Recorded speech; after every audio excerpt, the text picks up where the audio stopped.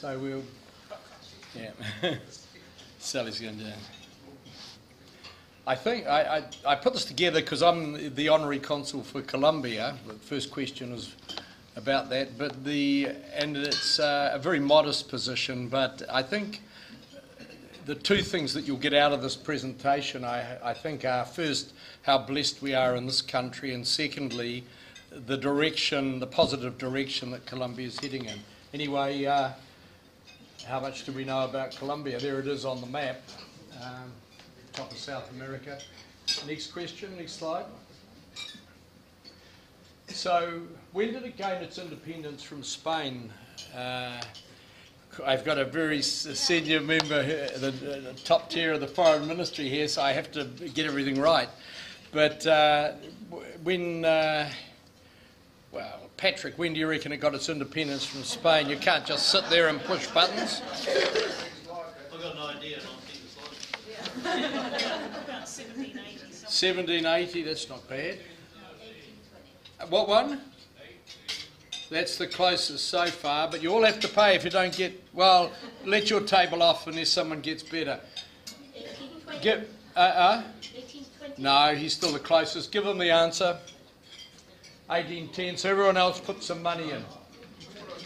It was when the Spanish king was captured by Napoleon. They lost confidence in the monarchy of Spain. So, moving on.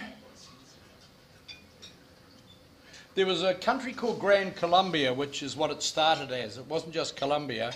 The former Spanish territories tended to break up, whereas the Brazilian territory, the Portuguese territory stayed together. And one of the breakups is this. So what states made up Gran Colombia? Any guesses? Yeah, that's correct. Sorry, what? No. Ecuador. Ecuador, you got 2 out of 4. Panama, that's, who said that? Chris? Bolivia. No, oh, Richard. And one more. No, Colombia itself. So give them the next slide. Yeah, there you are. Keep going. What's my next question? Which is the Ecuadorian flag out of those? See, the flag's similar because of that common ancestry. The bottom's, those who said the bottom have to pay. Next guess. Top one, you're okay. You get off. That's right. Show them the flags. Now the next question is just looking at some of the natural history of the place. Keep going. So, how does Colombia rank in terms of biodiversity in the world? High? Who said that? Okay, what number in the world? No, that's your table has to pay, and so does Williams. Who said that? Top 5.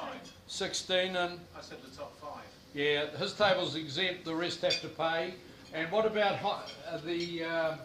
you're not paying anything either, you just take they're not very obedient of the sergeant, are they? Do you have an enforcement role? Okay, what about international homicide rate? Where in the world are they for that? Well, according to our research... Huh? Okay, that means... Okay, well, it's usually intentional, isn't it? This says 99th. It's hard to believe, but that's probably Wikipedia.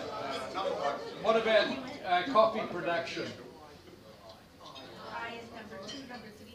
Number 2 or 3. That table's exempt. The rest of you have to pay, and you'll be executed if you don't. That's a plastic surgery. Where does it come in that? What did you say? Between 2 and 3. 2 and 3. And any other guesses? 5. 5's exempt, the rest have to pay it. 7. So give them the answers. Then the thing that probably Colombia is most known for is the internal conflicts, which is the next section. And there are 2 main periods of its history that led to a lot of deaths.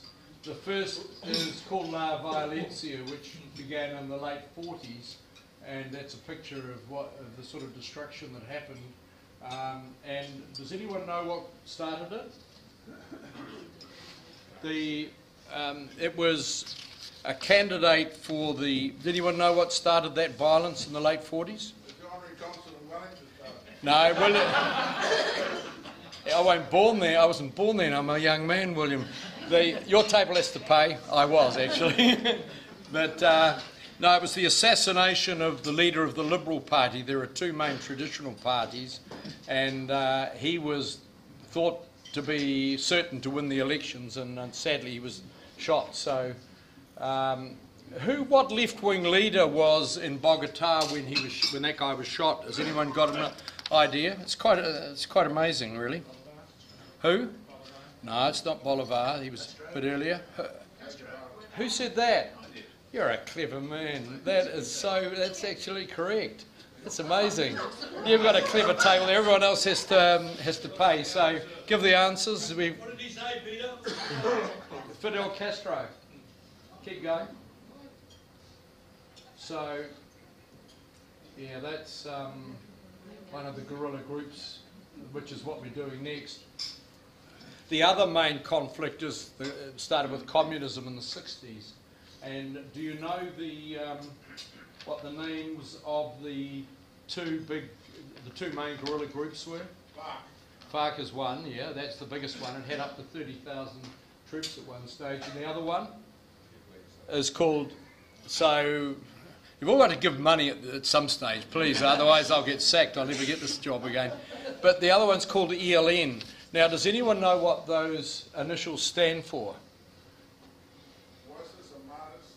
No, it's in Spanish, and Professor Preble probably knows his Spanish better than anyone. Are you able to help us with the Spanish for these two guerrilla groups?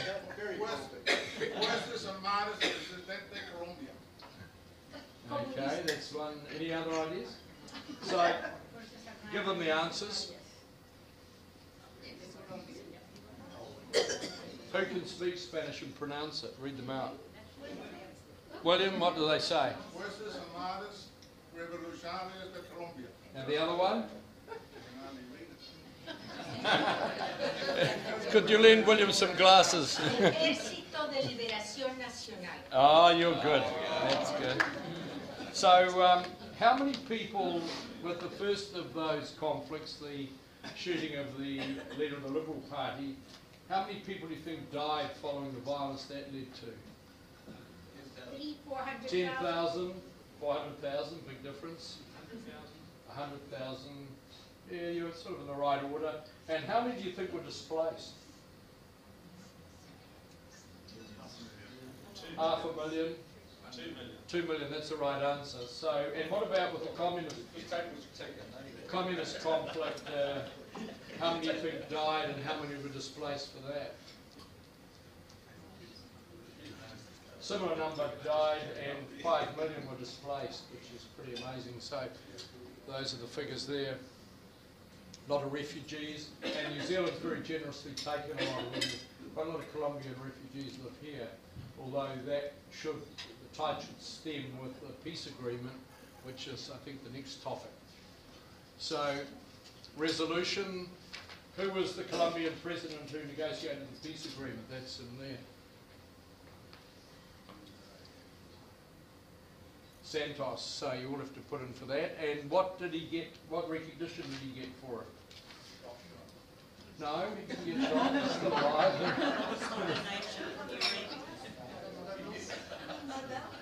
Nobel Peace Prize, that's correct, so the rest of you have got to put some money in.